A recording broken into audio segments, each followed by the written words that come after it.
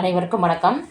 நாம் இந்த காணொளியில் வந்து பார்த்திங்கன்னா, சமீபத்தில் நேற்று நடைபெற்ற நெட்டு தேர்வில் வந்து தமிழ் பாடத்திட்டத்திற்கான பேப்பர் 2வுக்கான விடை குறிப்புகளை வந்து பார்க்கலாம். இது தெளிவான முறையில் உங்களுக்கு ஒவ்வொரு ஆன்சரையும் எக்ஸ்பிளைன் பண்ணி இதில் வந்து நான் கொடுத்துருப்பேன். அதாவது அந்த வீடியோடைய லென்த்து கருதி இது பார்ட் 1ஓ பார்ட் 3ஓ உங்களுக்கு வரும். நீங்கள் அதை கண்டினியூஸாக நாங்கள் பிரித்து போடுறோம். நீங்கள் அதை அப்படியே கொஞ்சம் பார்த்துக்கோங்க. ஏன்னா எல்லாத்தையும் ஒரே தடவை என்னால் அப்லோட் பண்ண முடியல. ஃபர்ஸ்ட் கொஸ்டின் பாருங்க. பட்டியல் 1 பட்டியல் 2 திறனாய்வாளர்களையும் அவங்களுடைய நூல்களையும் கொடுத்து பொருத்த சொல்லியிருக்கிறாங்க.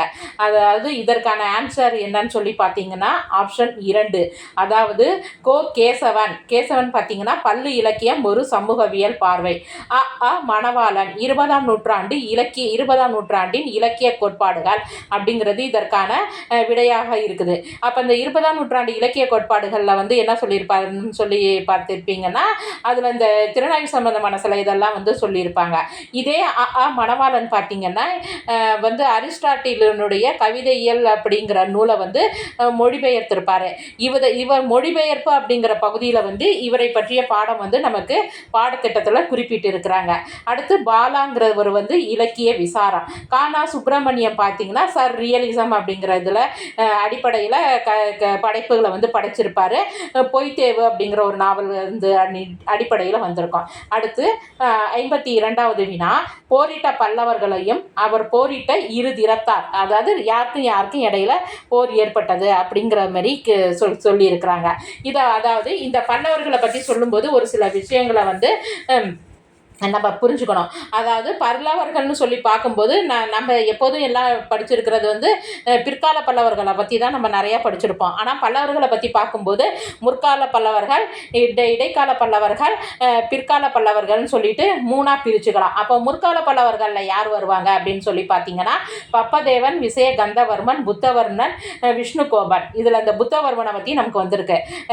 இடைக்கால பல்லவர் மன்னவர்களில் வந்து வர்றவங்க பார்த்தீங்கன்னா குமார விஷ்ணு, கந்தவர்மன் 1, வீரவர்மன், கந்தவர்மன் 2, அடுத்து சிம்மவர்மன் அப்படிங்கிறவங்களாம் இடைக்கால பல்லவர்களில் வருவாங்க. அதுக்கப்புறம் வந்து பார்த்திங்கன்னா சிம்ம விஷ்ணு இவங்கெல்லாம், அதாவது பிற்கால பல்லவர்கள்லாம் 1ஆம் மகேந்திரவர்மன், நரசிம்மவர்ம பல்லவன், இவங்கெல்லாம் வந்து பார்த்திங்கன்னா பிற்கால பல்லவர்கள்லாம் வருவாங்க. சரி, நமக்கு பாடமாக இதில் வந்து என்ன கேட்டிருக்கிறாங்க அப்படின்னு சொல்லி பார்த்திங்கன்னா இடைக்கால பல்லவர்களை பற்றியும் முற்கால பல்லவர்களில் புத்தவர்மனை பற்றியும் போரிட்டதை பற்றி கேட்டிருக்கிறாங்க. இதை இடைக்கால பல்லவர்களை வந்து மகா பல்லவர்கள் அப்படிங்கிற ஒரு அடைமொழியால் குறிப்பிடுறாங்க. இதை குறித்து வச்சுக்கோங்க.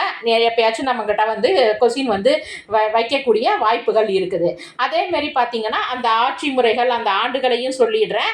அதேமாரி ஒருத்தவங்களோட போரிட்டாங்கன்னா ஒரே தடவை போரிட மாட்டாங்க.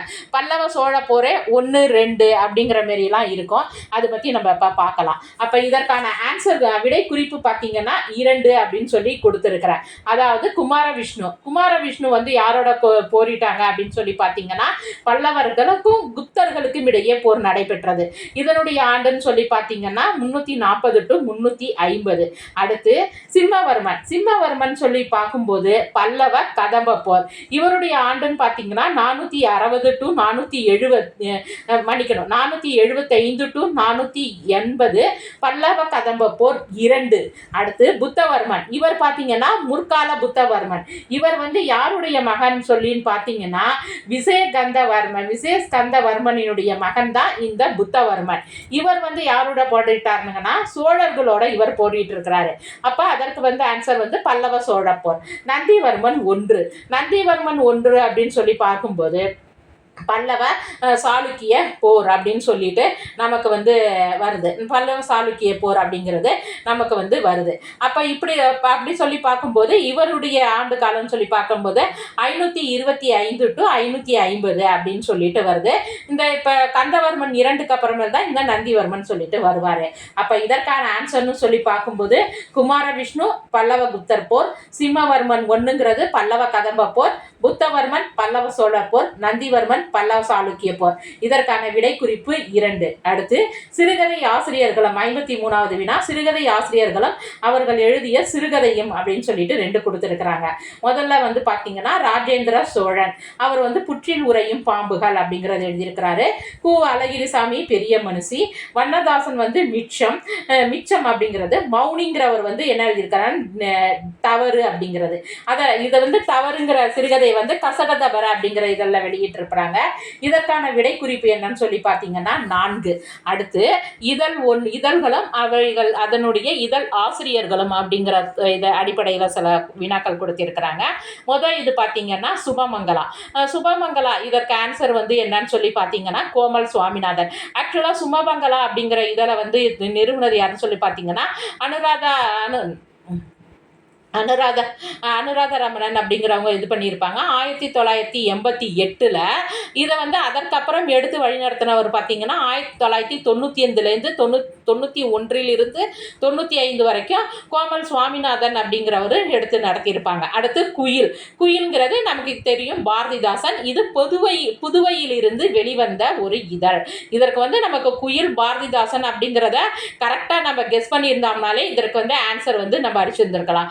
அடுத்து கரந்தடி அப்படிங்கிறது பார்த்தீங்கன்னா சீனு தமிழ்மணி அப்படிங்கிறவர் கரந்தடி. அடுத்து புது எழுத்து அப்படிங்கிற சிற்றிதழ் ஆசிரியரார்னு பார்த்தீங்கன்னா மனோன்மணி. இந்த மனோன்மணி அப்படிங்கிறவருடைய இயற்பெயர் அப்படிங்கிறது என்னன்னு பார்த்தீங்கன்னா சுகவன முருகன் அப்படிங்கிறது. இவர் இந்த இதழில் பார்த்தீங்கன்னா நகுலன் போன்ற எழுத்தாளர்கள்லாம் எழுதியிருக்கிறாங்க. இது மட்டும் இல்லாமல் இவர் தொல்லியல் தொடர்பாக சாசனம் அப்படிங்கிற ஒரு சிற்றிதழையும் நடத்தியிருக்கிறாங்க. அடுத்து வினாயன் 55, அதாவது தொல்காப்பியரினுடைய பிறப்பியலை அது உறுப்பும் தொழிலும் அதன் பிறக்கின்ற ஒளி அடிப்படையில் இதை வந்து வகைப்படுத்தி இருக்கிறாங்க. அதாவது பொறுத்துக மாரி அமைச்சிருக்கிறாங்க. இதற்கான விடை குறிப்பு வந்து 4.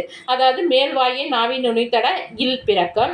மேல்வாய்ப்பல் அடியை நாவின் ஓரம் தடித்து ஒற்றுதலுக்கு இல் பிறக்கும். அடுத்து மேல்வாய்ப்பல் அடியை நாவின் ஓரம் தடித்து தடவ இல் பிறக்கும். மேல்வாயை நாவின் நுனி பொருந்துவதால் இல் பிறக்கும். இது தொடர்பாக நான் ஒரு கட்டுரைகளே நான் உங்களுக்கு வந்து ஃபஸ்ட் எடுத்தோடனே நம்ம இதில் வந்து போட்டிருந்துருப்பேன். கொஞ்சம் தெரியாதவங்க அதை போய் பார்த்தீங்கனாலே இதுக்கு கொஞ்சம் ஓரளவு ஆன்சர் கண்டுபிடிச்சிடலாம். இல்லைன்னா கூட நூற்பாக்கள் வழியே இதுக்கு வந்து ஆன்சர் கண்டுபிடிச்சிடலாம், ஒன்றும் பிரச்சனை கிடையாது. அடுத்து அடுத்து பட்டியல் 1 பட்டியல் 2 அப்படின்னு சொல்லிட்டு 2 கொடுத்துருக்குறாங்க பொறுத்துக்க.